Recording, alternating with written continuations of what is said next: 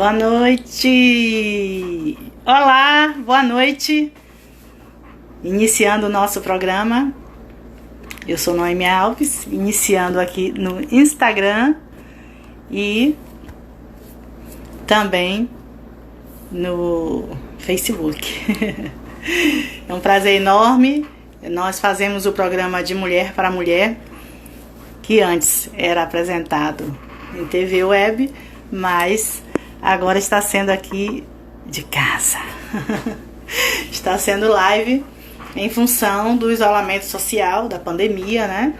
E agradeço muito a sua audiência, os seus comentários, seu compartilhamento, você convidar os amigos, enviar esse vídeo, né, para outras pessoas, principalmente hoje, né, que temos o advogado conosco, ele que é muito competente, que sempre está aqui participando, contribuindo conosco, e ele vai estar falando sobre essas mudanças na lei. Deixa eu botar um posicionamento bom. Ai, meus livros estão em tempo de cair, meu Deus.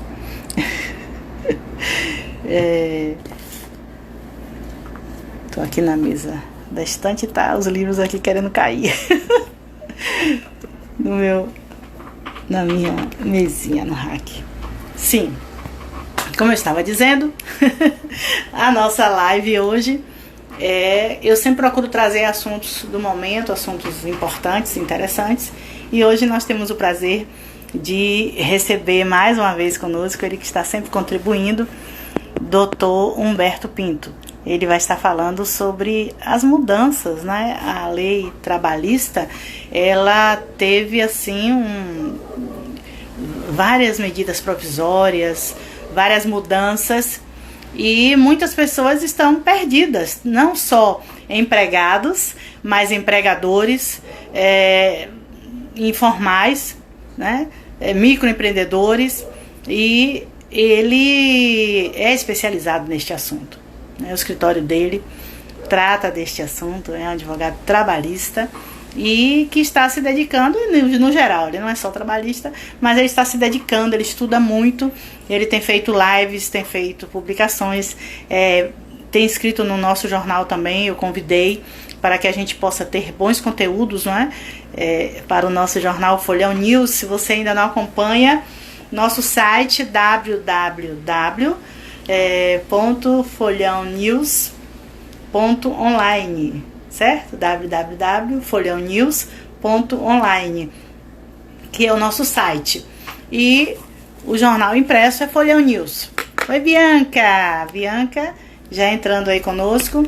E eu quero começar o nosso programa falando, infelizmente, mandando assim o nosso apreço, nossa confraternização, mas falando de um assunto triste, né?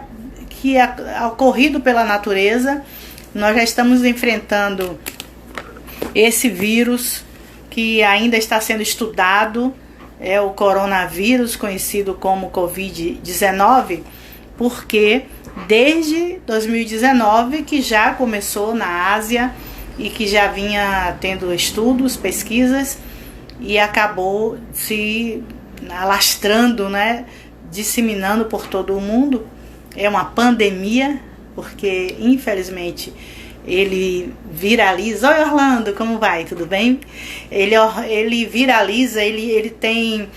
tanto que a maioria das pessoas falam, né, sobre a Covid-19, por que tanto estardalhaço, etc. Tem algumas pessoas que falam assim, e os especialistas explicam a mortalidade dele não é tão alta se comparada a outros vírus e outras bactérias, mas ele se expande, ele se multiplica muito rápido, ele contamina muitas pessoas ao mesmo tempo, e como eles chamam da curva, né, do pico, e de uma pessoa daqui a pouco está em 10, daqui a pouco está multiplicado por 10 vezes 10, e aí vai. Então vocês estão vendo a situação que está o mundo em geral. E além disso, nossos co-irmãos, nossos vizinhos de Cardeal da Silva, de Conde, Subaúma, estão enfrentando também a questão da natureza. Lá em Cardeal da Silva, o rio Iambupe, que está muito acima do nível, e a cidade está inundada. Mais de 1.000 pessoas estão fora de suas residências. Graças a Deus não houve nenhuma morte, mas estão desabrigadas, né? Já coloquei no Folhão News, como eu estava falando agora há pouco, o nosso site www.folhãonews.online, que aí todos os dias tem notícias atuais, tanto da pandemia quanto aqui da região. E tivemos problemas com a internet mais cedo, mas saiu agora à tardinha a notícia. Cardeal da Silva com 1.000 pessoas, a prefeita fala até de mais de 1.000 pessoas, e estão tomando as providências de abrigamento. Colocaram em escolas, né, na parte mais alta. Eu creio que eu já trabalhei lá e sei como é isso, né? Onde fica mesmo a sede é muito baixo, mas temos Nova Pastora, que é mais elevado. Então, mas ficaram em 3 escolas, eu coloquei lá no site, e também na creche, foram abrigados também na creche. Mas é uma situação, só quem convive, né? Quando eu fui secretária de assistência social, infelizmente teve uma inundação lá, mas muito não teve a proporção igual a essa de maneira alguma. Teve o que? Desabamento de casas, que a gente saía tarde da noite para ir dar socorro, para tirar as famílias de casas que estavam rachando ou de algumas que haviam desabado. Mas de ontem para hoje, infelizmente, a situação foi muito grave, né? A nível de desabrigar mais de 1.000 pessoas. Uma enchente muito forte. E no Conde também. O Conde, infelizmente, também quando o rio Itapicuru, né, nas cabeceiras enche, aí já é avisado, né? Sempre teve grandes enchentes lá. Eu me lembro que quando eu era representante do Correio da Bahia, né, na época, não me lembro se eu já tinha o Folhão, nosso jornal Folhão, mas Denilson foi, e ele tirou fotos de barco, né? As pessoas levavam, ninguém andava a não ser de bote, não tinha como se transportar, como está acontecendo agora. A entrada do Conde não tem como passar. Então, eu conversei agora à tarde com o secretário de Meio Ambiente e Turismo, Cláudio, e ele estava me dizendo que lá no Conde eles estão com 30 famílias desabrigadas. Levou essas famílias para escolas, decretou situação de emergência, e a Defesa Civil e o Corpo de Bombeiros estão fazendo analisando melhor, porque como a cidade foi totalmente invadida, está as ruas estão sob as águas, eles estão os animais também, porque lá vocês sabem, tem a criação de gado, e eles numa dificuldade para tirar os animais, transportar os animais, e ele colocou para mim que já foi providenciado alimentos, medicamentos, máscaras e EPIs, porque ainda tem essa problemática, né? Além da inundação, que traz doenças a mais, leptospirose. Lá em Cardeal da Silva me mandaram foto de uma cobra enorme que veio, né, na enchente, e que conseguiram capturar. Então, essa dificuldade, toda a questão da enchente, das doenças, que agrava mais o medo e a situação da pandemia, né? Nosso convidado já está chegando aqui na sala, aqui na nossa live. Oi, Norma, minha linda. Bater esse papo também com ele, explicar o que a gente está falando aqui no início da nossa live, que é... Boa noite, meu amigo! Boa noite, Noêmia. Tudo bem? Como vai, doutor Humberto? Tudo bem. E espero que toda a audiência também esteja bem. Estamos aqui atravessando essa quarentena e trabalhando, nos atualizando, buscando acompanhar as mudanças legislativas, as mudanças de interpretação em relação às novas leis, normas que vêm surgindo, e fazendo também esse trabalho de tentar traduzir para as pessoas um pouco dessas mudanças, das possibilidades que estão sendo trazidas. Eu acho muito importante porque o senhor coloca numa linguagem que as pessoas entendem, porque o senhor imagine, né? um microempreendedor, um, um funcionário, como que ele vai entender essa medida provisória se ele só lê, né? Então, a importância dessas lives, a importância da sua participação. Eu estava agradecendo essa semana a todos os profissionais da saúde, né, os agentes ecológicos, os garis e PM, todas as pessoas que estão na linha de frente. Anteontem, se eu não me engano, foi anteontem, foi o dia da assistente social, que também está nessa luta, dos técnicos de enfermagem, que são verdadeiros guerreiros, não é mesmo? E temos vocês também, todos os funcionários públicos, como eu coloquei, porque também estão com trabalhos redobrados. Os políticos, os bons políticos estão muito preocupados, estão trabalhando. E os advogados, né, juízes, advogados, todo mundo está numa carga emocional muito grande e de trabalho também muito grande. Eu estava relatando, doutor, sobre as inundações, né, em Subaúma, Conde, Cardeal da Silva, até Iambupe também chegou a ter inundação, porque o rio Iambupe está muito acima do seu leito, né, do seu leito normal, da sua vazão normal. E lá no Conde, infelizmente, 2016 também foi uma enchente muito feia. Eu me lembro que quando eu representava o Correio da Bahia, fizemos uma cobertura lá que também foi horrível, acabou ali com o centro todo.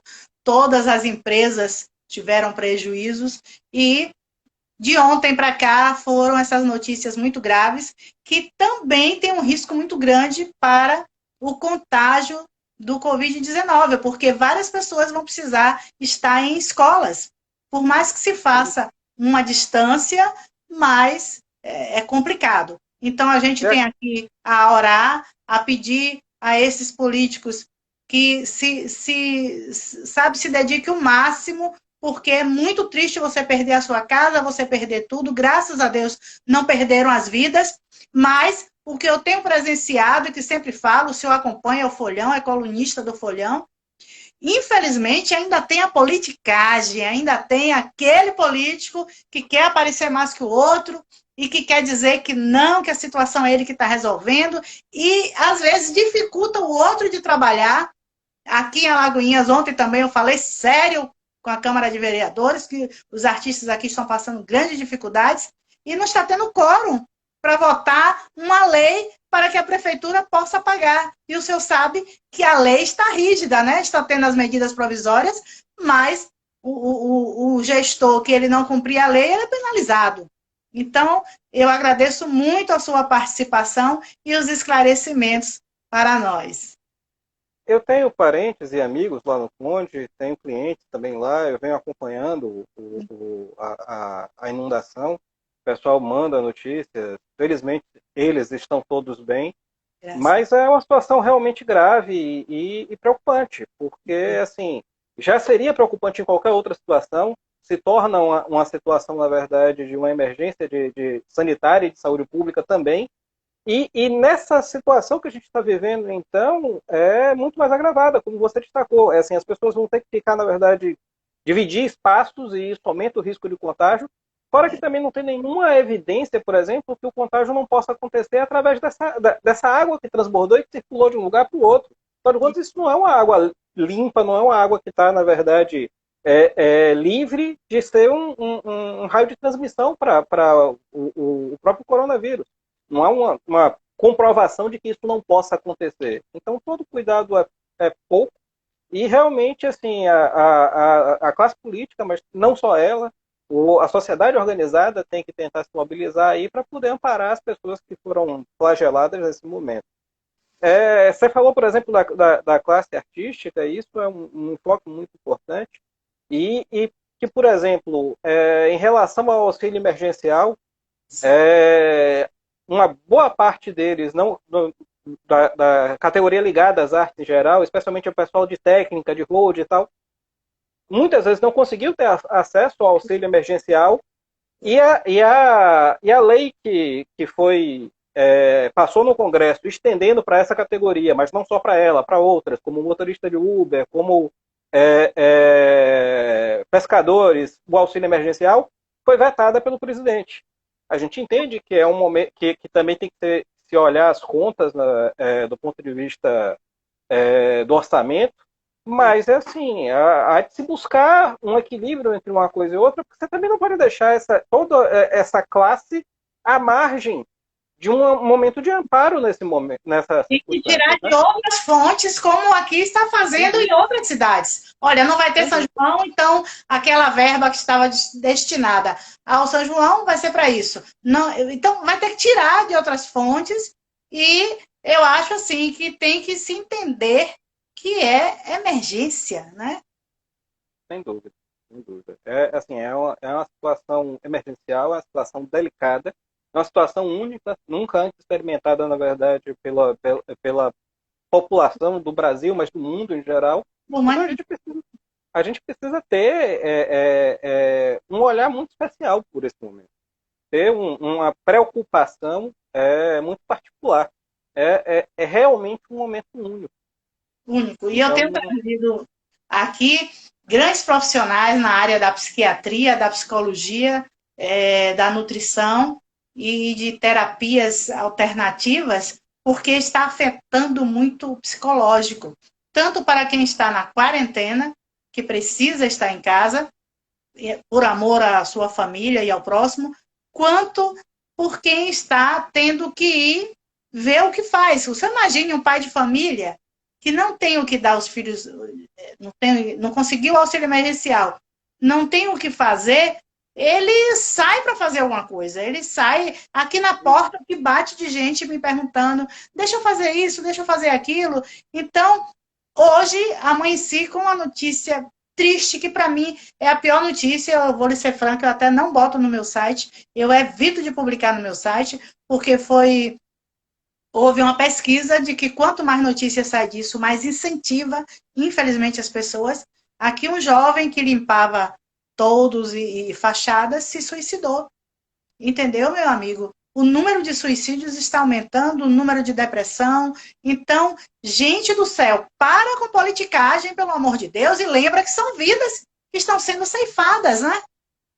Isso foi alertado, inclusive, pelo pessoal da OMS, como um dos aspectos, na verdade, que para se ter uma preocupação do ponto de vista de saúde, não só a saúde do ponto de vista físico, mas a saúde mental também.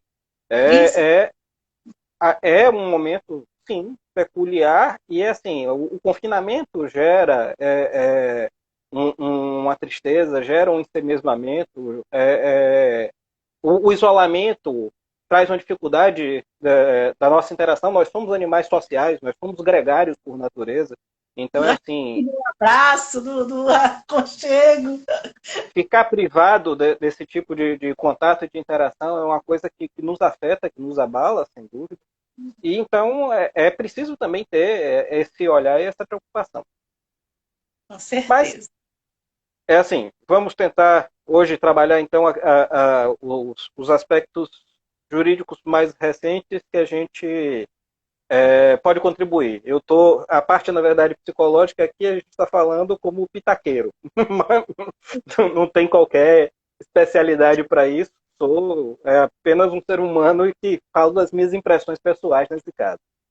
Do ponto de vista jurídico, talvez eu possa contribuir um pouco mais. O senhor está contribuindo muito, a sua contribuição é muito importante, porque, como eu falei no início, é muito difícil para nós, seres normais, vocês são mais privilegiados, entendermos os termos das leis e tanta mudança, né? É uma lei daqui, vem uma medida provisória, daqui a pouco essa medida provisória é derrubada, já é de outra forma, teve um veto. Então, hoje, o tema principal é sobre a medida provisória que versou a nível de que a Covid seria uma doença, no caso, a pessoa teria direito a receber pelo INSS, é isso? Me explique direito, por favor, doutor. Pronto, vamos lá. É assim, a medida provisória 927 foi uma das primeiras editadas lá em março, foi até aquela que gerou, logo no início, um burburinho e insatisfação muito grande, que previa a suspensão do contrato de trabalho sem pagamento, e aí esse artigo foi revogado. Mas ela trazia outros dispositivos. Ela tratava, na ocasião, sobre a questão do teletrabalho, sobre a questão da compensação e antecipação dos feriados, das férias individuais e coletivas, e um dos dispositivos dela tratava sobre a questão da não caracterização da Covid-19 como doença ocupacional. Era o artigo 29, tá? E havia um outro artigo também, o artigo 31, que suspendia as ações de fiscalização por parte do Ministério do Trabalho. Na verdade, ela permitia a fiscalização, mas limitava aquela fiscalização apenas a efeitos educativos e orientadores, o que, em tese, impedia o auditor do trabalho, numa ação de fiscalização, de eventualmente autuar a empresa, à exceção dos dispositivos que ela ali indicava, que era, por exemplo, a ausência de carteira de trabalho, no caso de acidente com vítima fatal, e algumas hipóteses específicas. Bom, essa medida provisória como um todo, ela foi objeto de uma impugnação no STF, através de uma ação de inconstitucionalidade, uma ADIM. Essa ADIM foi inicialmente caiu pela relatoria do ministro Marco Aurélio de Mello, e ele inicialmente indeferiu o pedido de liminar que tinha sido formulado. Houve outras tantas ADIMs versando sobre essa mesma medida provisória que foram aí anexadas, consideradas conexas. Então, eles juntaram todas para poder fazer um julgamento único sobre a matéria. Nesse julgamento que aconteceu, o ministro Marco Aurélio voltou a reafirmar a sua tese de que entendia que não havia nenhuma inconstitucionalidade em nenhum dos dispositivos da medida provisória. Sim. Como o artigo 18 tinha sido revogado, que era o que previa a suspensão do contrato de trabalho, essa matéria estava esvaziada. E aí partiu a votação. Bom, na votação houve um voto divergente. Este voto divergente considerava a inconstitucionalidade de pelo menos 2 dispositivos dessa medida provisória, respectivamente o artigo 29 e o artigo 31. O artigo 29 que tratava da questão da não caracterização do Covid como doença ocupacional. Só que esse acordo até agora não foi prolongado. Então, assim, o que a gente tem é só o acesso, na verdade, às razões que foram formuladas pelos ministros durante aquele julgamento. Em face disso, dessas razões, a gente interpreta aquele julgamento de acordo com os demais elementos da legislação vigente. Tá? Bom, em regra, o que é que significou aquele julgamento particularizando quanto à questão da caracterização do Covid-19 como doença ocupacional ou não? Tá. A primeira coisa, assim, a imprensa começou a dizer que o coronavírus, então, passou a ser doença ocupacional. Não é bem assim. Isso, é importante essa explicação. É assim, qualquer pessoa que adoecer com coronavírus vai ser considerado como doença ocupacional? Não. Depende de algumas circunstâncias. A outra coisa é o seguinte, se eu então tiver coronavírus, eu tenho direito à estabilidade? Também não. Vai depender de algumas circunstâncias. E se eu tiver coronavírus, eu posso receber benefício previdenciário? Aí, independente de ser doença ocupacional ou não, se os efeitos passarem do limite, na verdade, dos 15 dias de afastamento, sim, aí sim você vai ter direito a receber o benefício previdenciário. Vamos pensar, na verdade, na situação geral. Como é que funciona normalmente o auxílio-doença ou o auxílio-doença acidentário? Isso são os 2 benefícios relacionados, na verdade, à enfermidade, ou acidente, ou à doença, que são prestados pelo INSS. Doutor, dentro para ver se alguém também quiser fazer uma pergunta, viu, gente? Que eu vi já empresários entrando aí, tudo, profissionais liberais. E se eu estou trabalhando, sou obrigada a trabalhar, e eu adquiri, né? Eu fui contaminada no meu ambiente de trabalho. Como funciona isso e se eu ficar com sequelas? Pronto, aí nós vamos chegar, na verdade, como eu disse, não necessariamente ele vai ser considerado doença de trabalho. Ele vai ser considerado uma doença ocupacional quando a contaminação dele tiver relação efetivamente com o trabalho. Essa relação pode derivar daquilo que a gente chama de nexo ou risco epidemiológico, ou seja, quando a atividade em si, ela já traga implicitamente no seu exercício um risco de contaminação em geral. É o caso dos profissionais de saúde, tá? Então, esses profissionais, a atividade deles necessariamente coloca eles num risco de contaminação, não só para o coronavírus, mas para outras doenças de uma forma geral. Então, é assim, exatamente por isso, quando ele contrai uma doença que tenha circulação dentro daquele ambiente que ele trabalha, o ônus de comprovar que aquela doença não foi contraída dentro da atividade profissional dele passa a ser do empregador, ok?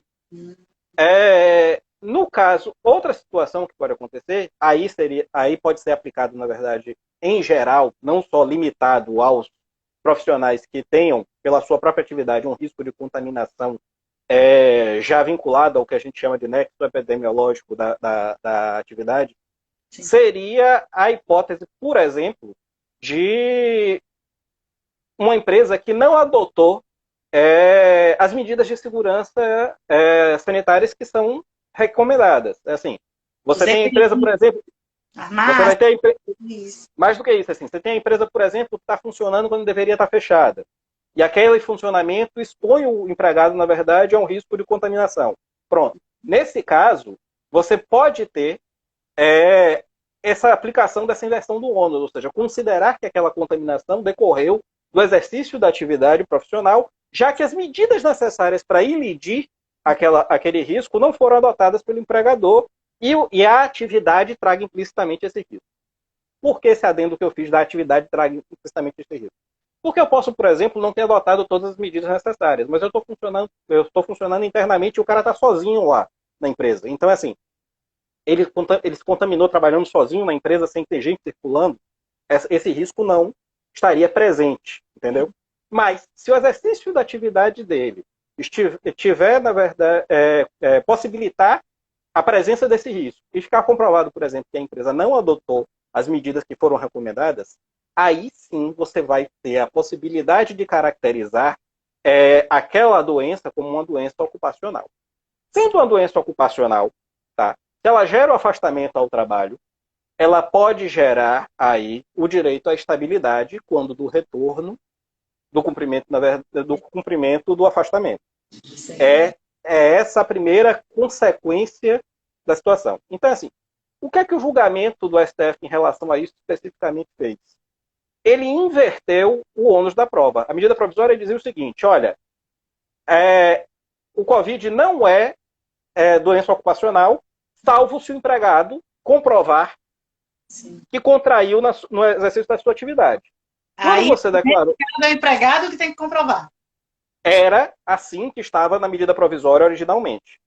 Com o julgamento do STF, que suspendeu os efeitos do artigo que assim dizia, sim, você passou a tratar o coronavírus como tratava todas as outras circunstâncias de doenças ligadas à atividade laborativa. Ou seja, naquelas atividades em que já haja o risco implicitamente, a contaminação vai gerar o ônus do empregador de demonstrar que ela não aconteceu ali.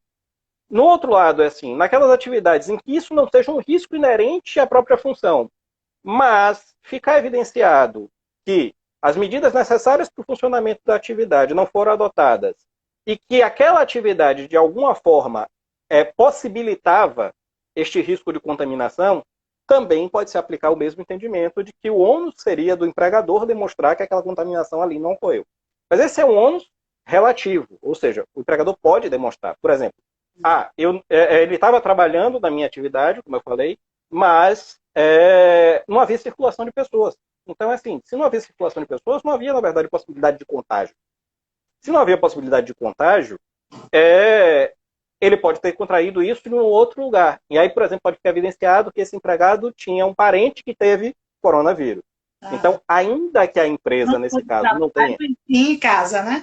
Exato. Ainda que a empresa não tenha adotado as medidas todas, mas ela vai poder provar que aquela contaminação fez. Então, a mudança é muito sutil, mas o que se alterou com o julgamento do STF foi a quem cabe o ônus de demonstrar se aquilo é uma doença ocupacional ou não.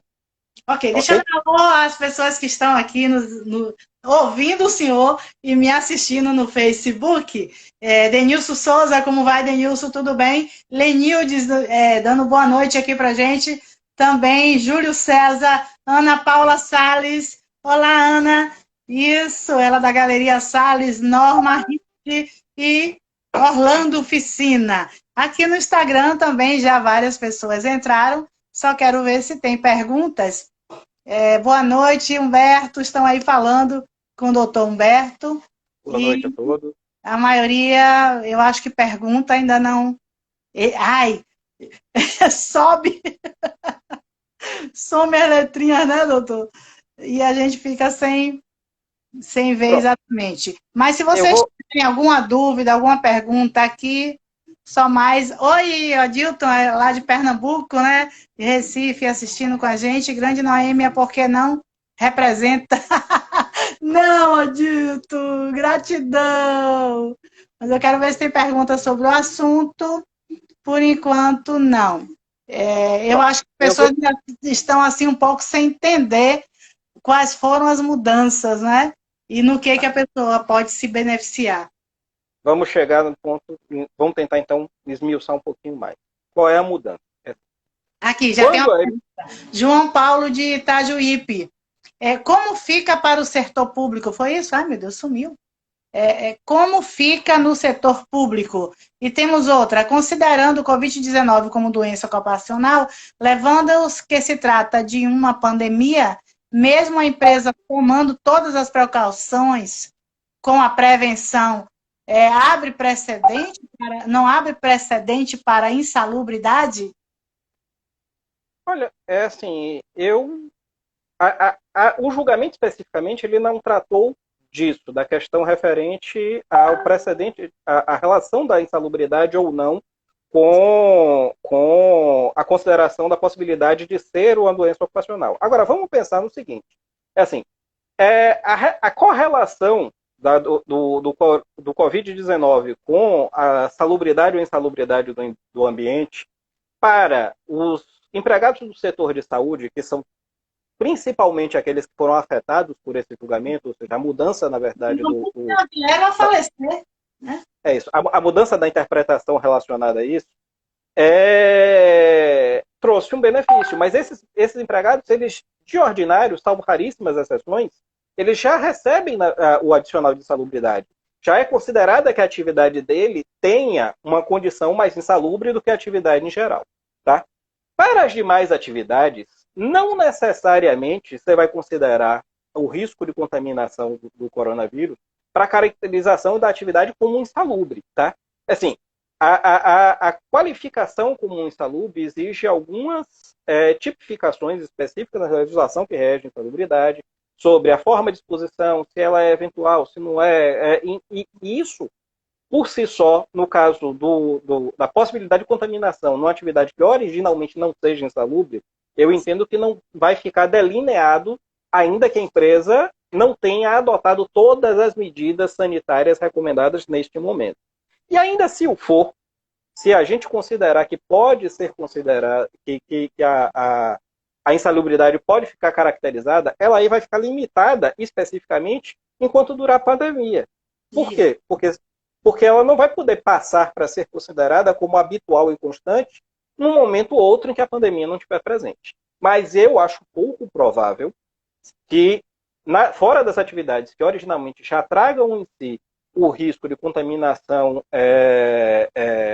biológica e que já recebem insalubridade por tal fundamento, que as atividades em geral permitam essa caracterização de modo a gerar o pagamento da insalubridade. Tá? Em relação a outra pergunta, como fica o setor público? Bom, a gente tem que lembrar o seguinte, a MP 927 ela foi feita especificamente, no primeiro momento, para reger as relações de emprego privadas. Isso significa que ela não se aplicaria a servidores públicos em geral. Tá? Mas nesse aspecto relacionado ao risco de contaminação e a caracterização como doença ocupacional ou não, como se trata de uma matéria relacionada ao aspecto previdenciário, e hoje o regime previdenciário é único para os servidores públicos, Isso eu entendo que vai surtir aplicação, sim. Ou seja, servidores públicos relacionados ao setor de saúde, que tenham sua atividade, por exemplo, já com o risco de contaminação por agente biológico, que recebem, por exemplo, a parcela relacionada a esse risco. Eles vão poder considerar um afastamento desse como uma doença ocupacional? Uhum. Eu entendo que sim. Vai ser possível, sim. De outro lado, assim, aqueles servidores públicos que exercem as suas atividades fora da atividade que já tem implicitamente o risco de contaminação biológica. Eles poderão também, eventualmente, se ficar demonstrado que o poder público, naquele caso, não adotou as medidas adequadas para preservar a sua saúde, ou que a atividade dele, de uma certa forma, expunha ele a um risco maior do que o normal de contaminação, vai poder ser possível aplicar o mesmo raciocínio? Entendo que também vai. Tá? Mas é assim, isso aí está limitado à questão da matéria previdenciária. Não dá para querer aplicar a MP 927 como um todo no regime público, porque ela não foi feita direcionada para isso. E o regime público, o senhor citou aí, foi essa mudança bem recente? Como assim? A questão referente à mudança Agora em regime único para o funcionário público.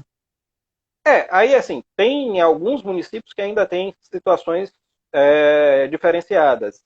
Por exemplo, eu conheço alguns municípios do interior que ainda têm empregados públicos que são regidos pela CLT. Em relação a esses, eu entendo que se aplicaria indiscutivelmente essa mudança, porque o contrato dele de trabalho é regido pela relação de trabalho normal. Tanto é que, nesses casos, o judiciário competente para conhecer das ações seria o judiciário trabalhista e não necessariamente a justiça comum, que é quem julga as matérias relacionadas ao servidor público em geral.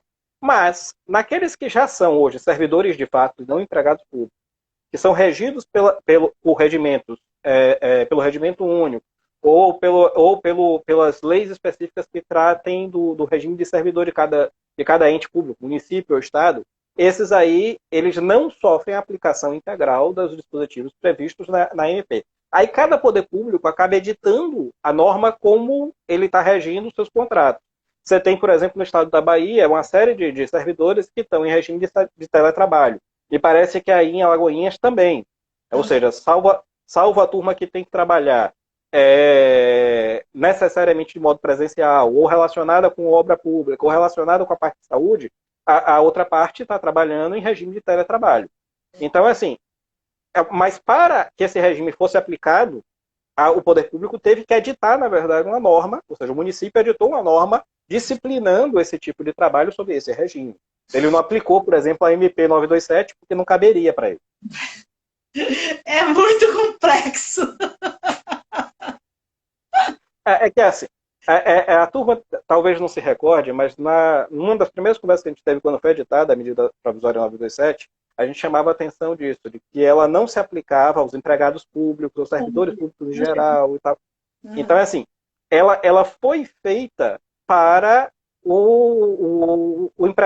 reger a relação de emprego entre o particular. Entre o particular e os seus empregados, e não os servidores públicos em geral. Porque, assim, são contratos de trabalho, por assim dizer, ou seja, são formas de trabalho que têm regramentos legais distintos. Não é igual. É assim. A indústria forma, né? A indústria depende de que forma eles adotaram, se foi banco de horas, etc.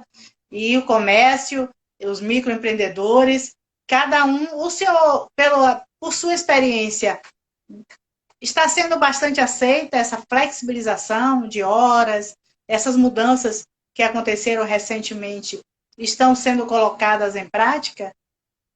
Olha, tem uma massa muito grande de relações de emprego que já foram atingidas por isso de uma forma ou de outra. É assim, você tem várias empresas de vários segmentos que suspenderam o contrato de trabalho junto com seus empregados, seja porque elas não estavam funcionando de fato, seja, você tem empresas do comércio que estão fechadas ainda hoje, por exemplo. Aqui em Salvador, os shopping centers até então não reabriram. Agora foi franqueado a reabertura deles, mas só no regime de drive-thru. Então, é assim, Por óbvio, o empregador que tem uma loja em shopping, ele não vai poder ter toda a equipe dele lá trabalhando, porque ele não vai ter necessidade. Se ele vai trabalhar em drive-thru com a compra feita anteriormente e a entrega já disponível no ponto, assim, ele vai precisar de uma equipe muito menor para poder funcionar. Ele não tinha como manter esse empregado em tempo integral. Então, assim, nesse caso, muitos clientes meus suspenderam os contratos de trabalho. Você tem. Então, é até quando acabar a pandemia ou até quando ele volta a funcionar, porque existe um outro grande, na minha opinião, agravante. Foi noticiado ontem que não se tem ainda uma previsão de quando terá realmente uma solução para esta pandemia. É que eu acho isto muito mais grave, não é mesmo, doutor? Isso já é uma preocupação presente, quer para empregados, quer para empregadores. As medidas, por exemplo, a suspensão do contrato de trabalho que foi prevista na MP 936, ela tinha a delimitação de tempo de até 60 dias. Então, ela podia ser feita, na verdade, com um prazo máximo de 60 dias, que podia ser dividido em 2 períodos de 30. Tá? Para quem concedeu, por exemplo, a suspensão do contrato de trabalho assim que a medida foi editada, ela saiu em 1º de abril, no final de junho a gente já vai ter vencido os 60 dias. E aí? E aí? E se o cara e se a empresa não puder voltar a funcionar, como é que vai ficar? Bom, isso é um problema ainda sem uma solução completa.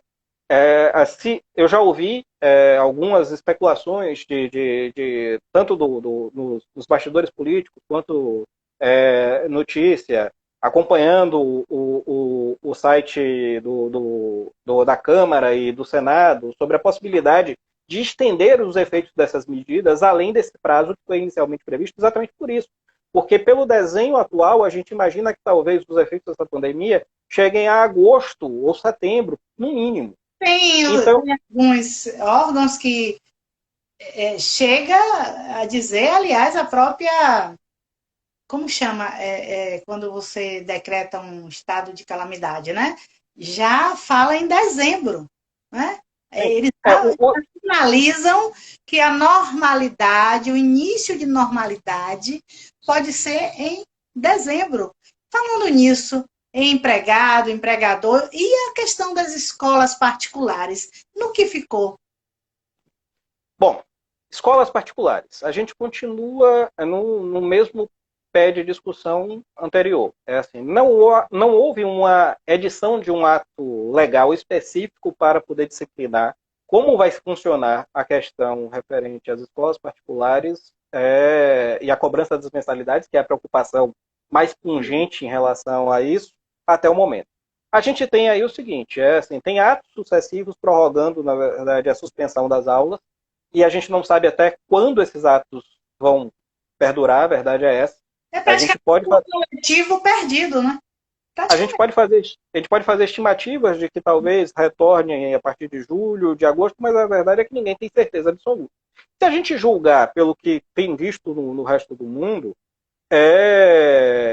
em alguns países começaram a se restabelecer as aulas com limitações, medidas, alternância de dias, as turmas em horário diferente, para você não ter um mesmo fluxo de pessoas em sala de aula. Então, assim, tá.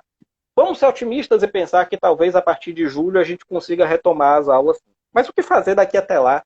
E é justa continuar sendo cobrada a mensalidade da forma que tem sido até então, nos valores que têm sido praticados até então? Bom, eis um ponto interessante de discussão. Apesar de não haver a edição de uma norma específica para tratar desta matéria durante o coronavírus, ainda não foi estabelecido nenhuma lei quanto a isso, não está vigindo uma lei específica para reger isso.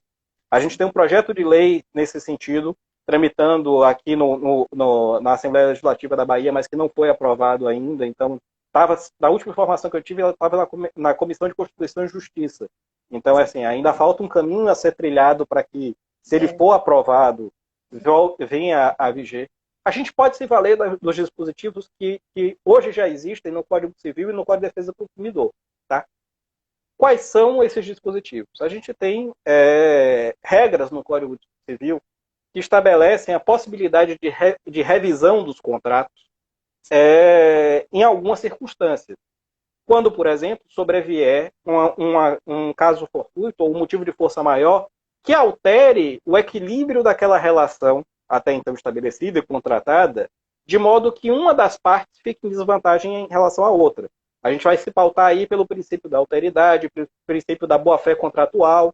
Bom, nesse caso, se a gente considerar que que as escolas não estão prestando o serviço integralmente que elas deveriam, e que algumas delas, por exemplo, não têm como prestar de fato, de modo formal, sequer educação telepresencial. Por exemplo, assim, a turma da educação infantil, ela não pode ter só teleaulas, não é? Porque não tem, ele está explicando, a internet dele agora está atualizando. Sua internet deu uma atualizada, então vamos voltar. Estou dizendo aqui a quem está no Facebook que o senhor estava explicando que, principalmente, a educação infantil não tem como ser uma teleaula, né? Efetiva, eficaz. E assim, como há uma vedação expressa para isso, ainda que eles estejam mantendo algum tipo de serviço nesse momento, fazendo vídeos e tal, a verdade é que isso não conta sequer com uma prestação do serviço educacional que foi contratado. Então, assim, há uma possibilidade de, com base nisso, você discutir o contrato? Há uma possibilidade de você, com base nisso, discutir o contrato. Tentar, agora, assim, vai ser possível, por exemplo, suspender completamente o pagamento? Eu entendo que não, porque a gente tem que lembrar o seguinte: de certa forma, o contrato educacional ele é um contrato anual. Tanto ele é um contrato anual que o seu filho na escola, ainda que você esteja inadimplente com os pagamentos durante o ano das mensalidades, a escola não pode, por exemplo, suspender as aulas para ele. Ela é obrigada a manter ele assistindo a aula. Ela não pode suspender, por exemplo, a aplicação de provas em relação a ele. Ela não pode deixar de atribuir nota a ele. Ela não pode, de forma nenhuma, impedir ele de ter acesso aos serviços educacionais que são prestados. O que ela pode é, no final do ano, decidir não renovar o contrato com os responsáveis por aquele estudante. Sim. Bom, se o contrato ele é anual, a gente tem que entender que as escolas também continuam tendo despesas que são fixas nesse momento. Elas podem ter reduzido, mas elas não deixaram de ter por completo essas despesas. Então, exatamente por isso, suspender completamente os pagamentos das escolas, eu considero muito pouco provável diante dos dispositivos legais que a gente tem, que vão buscar, na verdade, um reequilíbrio dessa equação, dessa contratação. Ou seja, entre o serviço que está sendo prestado hoje, o que foi contratado, quais são os custos, a sua perda de renda também, para buscar uma nova dinâmica. Mas, até para que isso seja feito de uma forma eficaz, é necessário que as escolas apresentem quais são os custos que elas realmente continuam tendo. E isso, por exemplo, foi uma orientação já passada pelo Ministério Público do Estado da Bahia em algumas circunstâncias. Assim, eu tenho notícias primeiro, de um ofício feito pelo Ministério Público, se eu não me engano é o 06, que tratava exatamente disso, da necessidade das escolas particulares apresentarem para os seus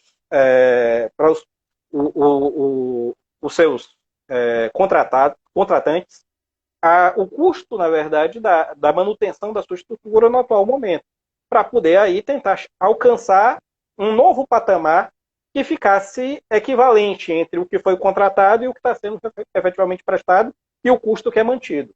Porque algumas escolas têm um aluguel dos seus prédios e, às vezes, elas também não conseguiram, como tivemos a pergunta aqui de Ana Paula Salles da outra vez, a questão de que não conseguiu como fazer, né? Não conseguiu, IPTU vai ficar como? Eu consigo esse condomínio, ou eu consigo reduzir o aluguel? Se a escola conseguir algumas adequações, talvez ela consiga repassar isso para os pais. Mas o que a gente percebe é que está esse impasse, não é, doutor Humberto?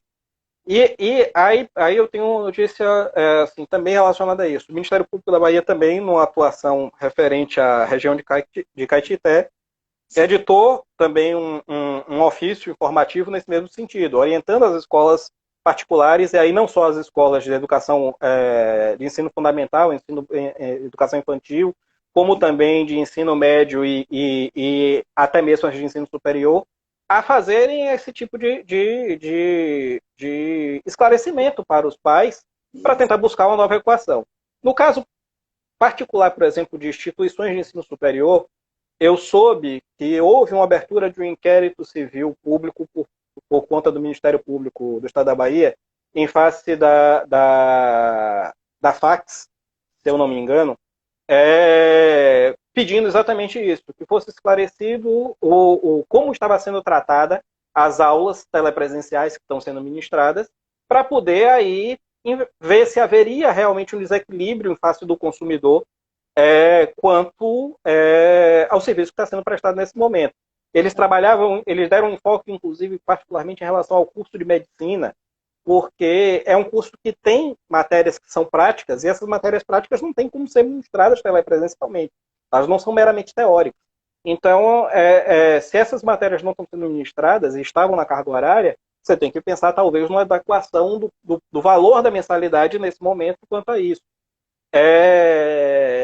Mas, até então, como eu disse, assim, eu não tenho notícias de que houve uma ação movida pelo Ministério Público, conseguiu uma liminar para poder fazer a redução, de que houve uma lei já editada regulamentando a matéria, mas cada pai individualmente ou em grupo de pais, vocês podem buscar o judiciário para poder tentar obter ou o esclarecimento ou o reequacionamento desse custo de acordo com o momento que ele vive e com os custos que a instituição está tendo de acordo com o serviço que ela está prestando. Ok. Aqui em Alagoinhas, um vereador lançou um projeto de lei de que houvesse a redução, se eu não me engano foi de 30%, não sei bem ao certo, mas para essas escolas particulares fizessem uma redução, porque, infelizmente, muitos dos pais não são proprietários de lojas, são autônomos, não estão tendo renda. A sua renda caiu, vamos dizer, de 100% para 30%, né? Então, mas como a Câmara não estava tendo quórum para a votação de leis, por sinal, ontem eu falei sério aqui, a questão também do projeto de lei para o Fundo Cultural, né? O Fundo de Cultura precisa de ser aprovado para poder repassar esse fundo para esses artistas e diversos profissionais que viviam, não é, do seu labor e agora estão passando dificuldades e não havia sido votado. Hoje eu não sei, até que eu estou vendo Carlinhos aqui, se você puder colocar aí, Carlinhos, se foi votado ou não hoje na Câmara, porque eu procurei saber até 5 horas, 5h30, não consegui resposta. Então, essa lei talvez esteja também lá ainda sem ser votada, né?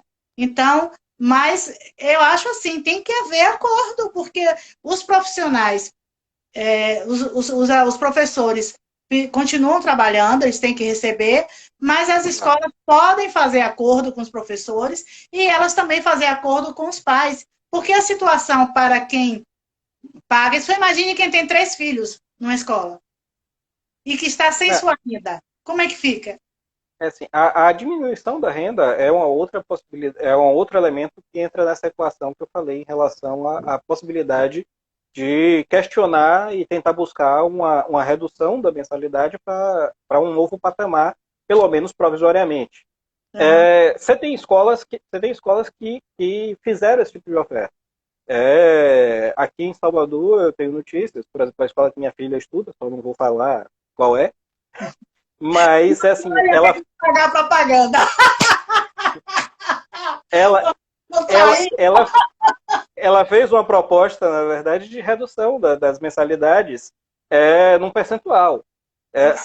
Se o percentual foi acessível ou não foi acessível, se ele foi adequado ou não, mas assim, pelo menos ela se predispôs a sentar e discutir e considerar que nesse momento, como a prestação não está sendo feita de forma completa, que a gente deveria buscar um novo equilíbrio para essa relação no momento. Então, assim, eu achei positiva a iniciativa dela e seria muito bom se fosse seguida, na verdade, pelas instituições outras em geral. Isso, com certeza. E é um marketing até social, né? É um marketing Uhum. ativo, é um marketing social, quando uma empresa, principalmente uma instituição de ensino, falando nisso, eu quero homenagear todos os profissionais das letras. Hoje é dia da língua nacional, ontem eu já homenageei os pedagogos e pedagogas, e hoje nós comemora-se esse dia tão importante, não é? Que Verdade. todos os profissionais passam pelos professores de letras, né? De português principalmente, e a gente quer mandar um abraço, meu carinho, meu beijo a todos vocês. Mas se vocês têm mais alguma pergunta, né? A gente está falando sobre as mudanças na lei, o que é a lei, ele como advogado, né, doutor Humberto, é assim, um doce de pessoa. Agradeço muito, viu, doutor Humberto, que eu sei a Nada, sua vida, a sua agenda como é cheia. Aí dizem que está em casa, não está trabalhando. Meu Deus, eu estou trabalhando mais que antes. bem que eu queria que isso fosse verdade. Eu tenho trabalhado muito. O senhor também, né? Vamos lá, é assim, não foi uma dúvida que foi feita por aqui, mas que me foi formulada mais cedo. Sim, Em relação exatamente à questão da suspensão do contrato de trabalho que eu estava falando antes. É sim. assim, alguns empregadores me noticiaram a dificuldade de conseguir fazer a renovação, por exemplo, da suspensão do contrato de trabalho por mais 30 dias, que é uma possibilidade que a medida provisória trouxe, mas que aparentemente o sistema não estava permitindo isso. Porque quando você tentava cadastrar o outro período de suspensão, ele dava que já tinha sido pago um benefício por aquilo. Eu levantei algumas informações quanto a isso e realmente é uma falha que o sistema trouxe e que ainda não tinha sido corrigida. Havia uma estimativa de que até amanhã o sistema passaria por uma atualização para poder corrigir exatamente essa falha, porque é uma possibilidade que a medida provisória contemplou, mas que ele não estava permitindo que fosse feito. Mas eu consegui também obter uma sugestão aí que eu vi junto a uma cartilha do Conselho Federal de Contabilidade, dizendo o seguinte, que aí o ideal seria, antes de vencido o período dos 30 dias iniciais da suspensão, o empregador, já sabendo que iria prorrogar, entrar no sistema e alterar as datas da suspensão, para ao invés de passar só os 30 dias, passar 60. E Então, é qual é assim, pode fazer isso? bom, segundo a orientação passada pelo Conselho Federal de Contabilidade, sim. Eu confesso que não tive acesso ao sistema para testar, mas, assim, como veio de uma fonte fidedigna, eu Isso. estou considerando que tenha sido uma alternativa para poder driblar essa dificuldade do sistema. Fora isso, assim, e aí eu já tive clientes que passaram por isso, eles tentaram fazer, não conseguiram e acabou vencendo o prazo da suspensão. Restaria duas possibilidades.